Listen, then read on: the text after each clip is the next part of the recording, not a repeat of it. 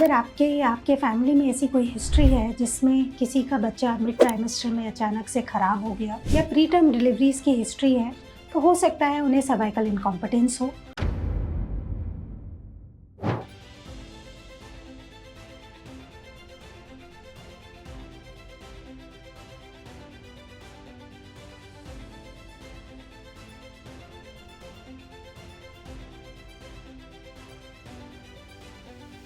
अगर आपके या आपके फैमिली में ऐसी कोई हिस्ट्री है जिसमें किसी का बच्चा मिड ट्राइमेस्टर में अचानक से ख़राब हो गया या प्री टर्म डिलीवरीज की हिस्ट्री है, तो हो सकता है उन्हें सर्वाइकल इनकॉम्पिटेंस हो।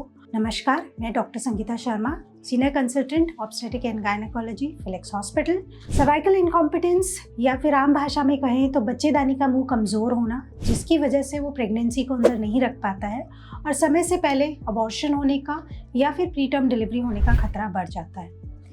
इसी को प्रिवेंट करने के लिए हम एक सूचर लगाते हैं आपके बच्चेदानी के मुंह पे, जिसको कहते हैं सर्वाइकल एनसेफेलाज। सर्वाइकल एनसेफेलाज जब सर्विक्स पे लगा दिया जाता है तो उसके बाद प्रेगनेंसी अंदर रहने का चांसेस बढ़ जाते हैं और ऐसे में 36 या 37 वीक्स पे हम वो सूचर निकाल देते हैं, जिससे आप एक नॉर्मल डिलीवरी की तरफ भी जा सकते हैं। सबसे पहले जानना ज़रूरी है किन पेशेंट्स में हमें सर्वाइकल एनसेफेलाज की ज़रूरत होती है। अगर किसी पेशेंट्स की हिस्ट्री ऐसी है कि उसे मिड ट्राइमेस्टर अबॉर्शंस हुए हैं या फिर प्री टर्म डिलीवरीज हुई हैं, तो हम उसे एनसेफेलाज लगा सकते हैं प्रोफिलैक्टिकली। दूसरा केस होता है कि अगर आपके अल्ट्रासाउंड पे हमें मिल रहा है, आपने टीवीएस कराया और उसमें आपके सर्विक्स शॉर्ट है, जैसे कि 2.5 सेंटीमीटर या उससे कम की अगर उसकी लेंथ है, तो आप हाई रिस्क पे है कि आपका अबॉर्शन या प्री टर्म हो सकता है। तो ऐसे में प्रोफिलैक्टिकली हम एक सूचर उस पर लगा देते हैं। बहुत बार इमरजेंसी केसेस में भी हमें सर्वाइकल एनसेफेलाज लगाना पड़ता है, जिसमें पेशेंट जब हमारे पास आता है तो वो ऑलरेडी रास्ता खुल चुका होता है। तो अगर आपका रास्ता 4 सेंटीमीटर से कम खुला हुआ है और मेम्ब्रेन्स इंटैक्ट हैं, तो हम कुछ मेडिसिन के साथ में आपको सर्वाइकल एनसेफेलाज लगा दें। Indications for cervical encephalitis: cervical एनसेफेलाज प्रोफिलैक्टिकली लगाया जा सकता है या कुछ केसेस में इमरजेंसी में भी लगाया जा सकता है। प्रोफिलैक्टिकली हम उन पेशेंट्स में लगाते हैं जिनकी प्रीवियस हिस्ट्री रही है कि उनका प्री टर्म डिलीवरी हुई है या फिर उनका मिड ट्राइमेस्टर अबॉर्शन हुआ है, जिसमें स्पेशली पेशेंट ये बताता है कि उसे पेनलेस लेबर पेन स्टार्ट हो गए थे, उसे पता नहीं चला, लेकिन अचानक से नीचे से एक बल्ज फील होने लगा या फिर ब्लीडिंग शुरू हुई और डॉक्टर के पास पहुंचने पे पता चला कि उसका रास्ता खुल चुका है।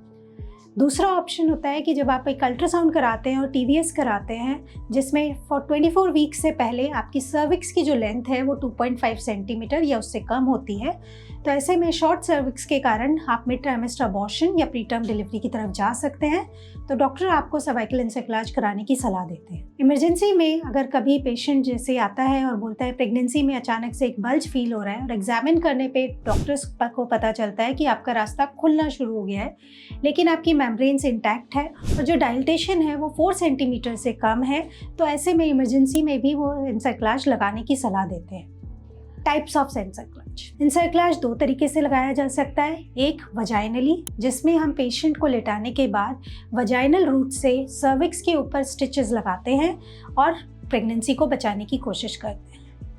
सेकेंड टाइप है कि एब्डोमिनल, जिसमें एक लेप्रोटमी करके आपको एब्डोमेन पे एक कट दिया जाता है जिससे एब्डोमेन में एंटर किया जा सके, या फिर लेप्रोस्कोपिकली आपके इंटरनल ऑस के पास में स्टिचेस लगाए जाते हैं, जिसको एब्डोमिनल रूट से करा जाता है।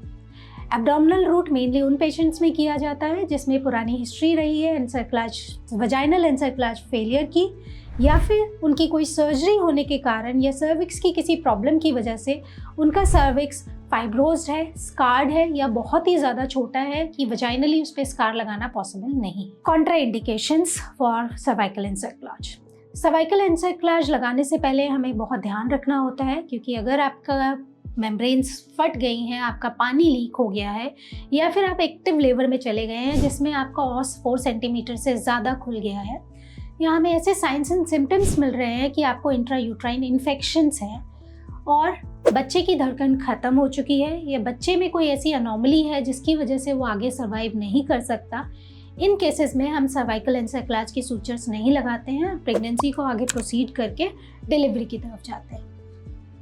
वन मोर थिंग, अगर आपका लो लाइंग प्लेसेंटा है या प्लेसेंटा प्रीविया है, ऐसे में भी सर्वाइकल एनसेफेलाज लगाने के लिए पेशेंट को ब्लीडिंग हो सकती है, तो वो हम अवॉइड करते हैं। कॉम्प्लिकेशंस, सर्वाइकल एनसेफेलाज लगाने पे ऐसा नहीं है कि हमेशा सक्सेसफुल होता है। बहुत बार उसकी लगाने के बाद भी कॉम्प्लिकेशंस डेवलप हो सकती हैं, जैसे आपको टाइम से पहले पेन शुरू हो सकते हैं, आपकी मेम्ब्रेन्स रप्चर हो सकती हैं, वजाइनली आपको इन्फेक्शन होने का खतरा रहता है, या फिर आपका जो सूचर लगाया गया है वो मिसप्लेस हो सकता है, जिसकी वजह से आपके पेन्स वापस से स्टार्ट हो सकते हैं। सर्वाइकल एनसेफेलाज लगाने से पहले हमें क्या तैयारियां करनी होती हैं? प्री ऑपरेटिवली सबसे पहले हमें कंफर्म करना है कि हमारी प्रेगनेंसी बिल्कुल वायबल है, बच्चे में कोई भी प्रॉब्लम नहीं है और सर्वाइकल एनसेफेलाज लगाने पे एक हेल्दी प्रेगनेंसी की तरफ वो जा सकते हैं। एक अल्ट्रासाउंड से सारी चीज़ें देखी जाती हैं।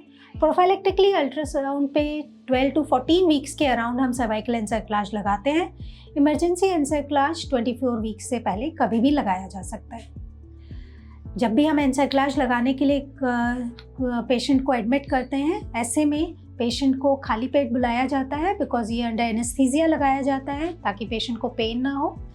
प्रोसीजर से पहले उनको कुछ टोकोलिटिक मेडिसिन स्टार्ट की जाती है जिससे उनके पेन्स ना डेवलप हो, और साथ में प्रोफिलैक्टिक एंटीबायोटिक्स भी उनको दी जाती हैं। एक बार सारी चीज़ें क्रॉस चेक कर ली जाती हैं कि बच्चा वायबल है, कोई प्रॉब्लम नहीं है, एंटीबायोटिक्स के अंडर पेशेंट को ओटी टेबल पे ले जाने के बाद स्पाइनल एनेस्थीसिया या शॉर्ट जर्नल एनेस्थीसिया देके पेशेंट को लिथोटमी पोजीशन में लेटाया जाता है। उसके बाद स्पेकुलम से विजुअलाइज किया जाता है सर्विक्स को, और उसके एंटीरियर लिप को पकड़ने के बाद हम एक नॉन एब्जॉर्बेबल सूचर, जिसमें आप मसलिन टेप यूज़ कर सकते हैं या प्रोलीन यूज़ कर सकते हैं, उससे एक परस्यू स्ट्रिंग सूचर लगाया जाता है, जो आपका 12 o'clock पोजीशन से आप स्टार्ट करते हैं, और उसके बाद सर्वाइकल स्ट्रोमा को लेते हुए 3 o'clock, 6 o'clock, 9 o'clock and then back to 12 o'clock पे आके आप उसको नोट कर देते हैं। इसकी टाइटनिंग के समय हमेशा ध्यान रखना होता है कि मेम्ब्रेन्स अगर बल्ज कर रही हैं तो उनको थोड़ा सा सपोर्टिव अंदर रखना होगा, अदरवाइज आपका स्ट्रिंग जब आप टाइट करेंगे सूचर को तो उसमें वो रप्चर होने का चांसेस हो सकता है। पोस्ट प्रोसीजर पेशेंट को 12 to 24 आवर्स हॉस्पिटल में रखा जाता है। ऐसे में उसको बेड रेस्ट पे रखा जाता है, उसकी टोकोलिटिक एंटीबायोटिक्स, साथ में कुछ पेन किलर्स और एक प्रोफाइलेक्टिक एंटीबायोटिक्स उसको दी जाती हैं। प्रोसीजर करने के बाद एक अल्ट्रासाउंड करना बहुत ज़रूरी होता है टू चेक कि बच्चे को कोई प्रॉब्लम नहीं हुई है एनेस्थीसिया की वजह से या हमारे प्रोसेस की वजह से, तो एक फीटल वेलबींग के लिए अल्ट्रासाउंड ज़रूर कराना चाहिए। अगर पेशेंट बिल्कुल कंफर्टेबल है तो उसे डिस्चार्ज किया जा सकता है 24 घंटे के बाद, लेकिन डिपेंड करता है कि पेशेंट का इमरजेंसी हमने किया है या फिर प्रोफिलैक्टिक किया है, बिकॉज इमरजेंसी केस में पेशेंट को कुछ लंबे समय तक हॉस्पिटल में रहना पड़ सकता है। उसके अलावा घर पे जाने के बाद भी उसको लॉन्ग टर्म बेड रेस्ट के लिए एडवाइस किया जाता है। प्रोफिलैक्टिक प्रोसीजर्स में घर पे जाने के बाद पेशेंट को 2 वीक्स के लिए बेड रेस्ट के लिए बोला जाता है।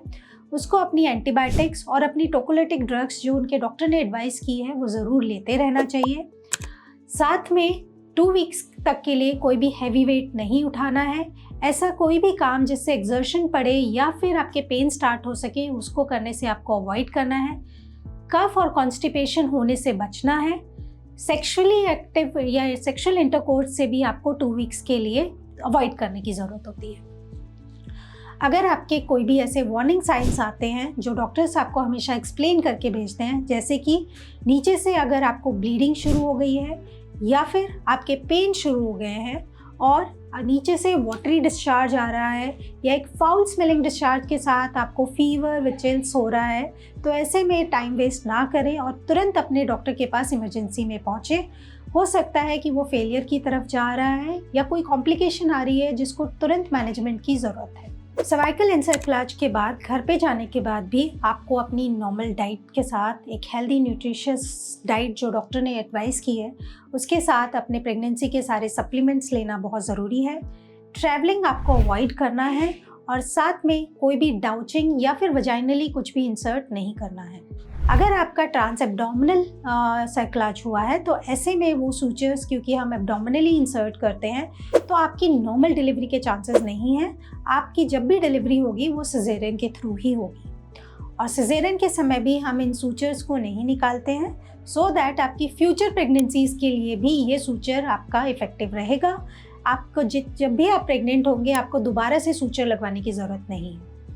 लेकिन अगर आपके सूचर्स वजाइनली लगे हैं तो ऐसे में अगर आपको लीकिंग हो जाती है, पेन्स आते हैं या ब्लीडिंग होती है, इन केसेस में हम सूचर को 36 वीक से पहले भी निकाल देते हैं। और अगर सब कुछ नॉर्मल चलता है तो 36 से 37 वीक्स के अराउंड हम इन सूचर्स को निकालते हैं। इसके लिए एडमिट होने की ज़रूरत नहीं होती है, ये ओपीडी में भी किया जा सकता है। हार्डली 5 मिनट्स लगते हैं और उसके बाद जब भी आपको पेन्स आते हैं तो आप एक हेल्दी बेबी को डिलीवर कर सकते हैं।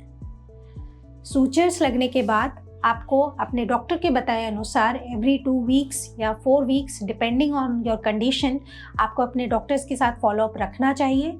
रूटीनली जो अल्ट्रासाउंड्स बोले जाते हैं वो कराते रहना चाहिए, जिसमें फीटल वेलबींग के साथ में ये भी पता चलता है कि सर्वाइकल लेंथ शॉर्टन तो नहीं हो रही है या कोई और प्रॉब्लम तो नहीं आ रही है। उसके अलावा अपने सप्लीमेंट्स, अपना इम्यूनाइजेशन टाइमली कराना है और डॉक्टर्स के साथ अपना प्लान ऑफ डिलीवरी और कॉम्प्लिकेशंस को डिस्कस ज़रूर करना है। कभी भी आपको लगता है कि जो वार्निंग साइंस मैंने बताए हैं, जैसे कि लीकिंग होना, ब्लीडिंग होना, पेन स्टार्ट हो जाना या फिर नीचे से फाउल स्मेल डिस्चार्ज आना या बहुत ज़्यादा फीवर स्टार्ट हो जाना, ऐसे में वेट ना करें कि मेरी नेक्स्ट कंसल्टेशन पे मैं पहुंचूंगी। आपको तुरंत इमरजेंसी में हॉस्पिटल में पहुंचना है, अपने डॉक्टर से एडवाइस लेनी है। होपफुली आपको इस अगर इनकॉम्पिटेंस है और सर्वाइकल एन्सेफेलाइटिस आपको हेल्प करेगा एक हेल्दी बेबी डिलीवर करने में। अगर सर्वाइकल एन्सेफेलाइटिस के बारे में आप कुछ भी पूछना चाहते हैं तो आप फेलिक्स हॉस्पिटल में हमसे कांटेक्ट कर सकते हैं। एक फ्रूटफुल और हेल्दी जर्नी मदरहुड की तरफ जाने के लिए और पुराने एक्सपीरियंस को वीन ऑफ करने के लिए गुड लक। हेल्थ से जुड़ी ऐसी कई और जानकारी के लिए फेलिक्स हॉस्पिटल के यूट्यूब चैनल को सब्सक्राइब करें और अपने सवाल कमेंट बॉक्स के जरिए हम तक पहुंचाएं और डॉक्टर की अपॉइंटमेंट के लिए दिए गए नंबर 9810455953 पर संपर्क करें।